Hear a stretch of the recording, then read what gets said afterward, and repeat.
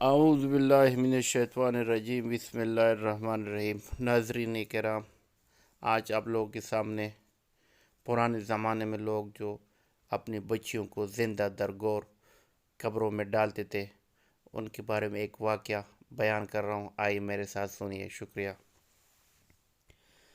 ایک صاحب رسول صلی اللہ علیہ وسلم سے ملاقات کے لیے حاضر ہوئے اور عرض کیا، یا رسول اللہ، جاہلیت میں ہم بتوں کے سامنے سرنگو ہوتے اور غیرت جتانے کے لیے زندہ اولاد کو اپنے ہاتھوں سے دفن کر دیتے۔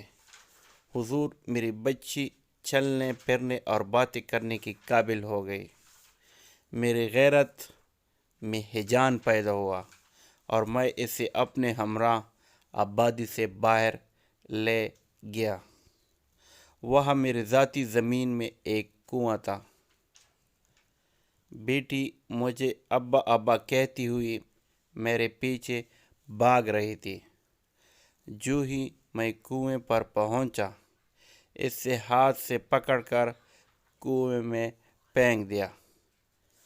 وہ اب بھی مجھے ابا ابا ہی کہتی رہی، مگر میرا دل نہ پسیجا اور اس کی سانس بند ہو گئی۔ رسول خدا صلی اللہ علیہ وآلہ وسلم کی آنکھوں میں آنسو ڈبڈبے آئے۔ حاضرین میں سے ایک شخص نے صاحب واقعہ سے فرمایا، آپ نے رسول صلی اللہ علیہ وسلم کو مغموم کر کے کیا لیا؟ رسول خدا منع کرنے والے سے آپ انہیں زجر نہ کیجیے، ان کے بیان کرنے کا کچھ مقصد ہی تو ہوگا۔ اور صاحب واقعہ سے فرمایا، پھر ایک دفعہ بیان کیجیے۔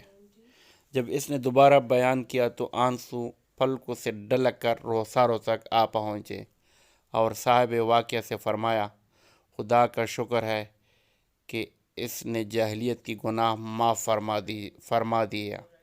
آپ لوگوں کو نئی زندگی ملی ہے، حسن عمل سے آگے بڑھنے کی کوشش کیجیے۔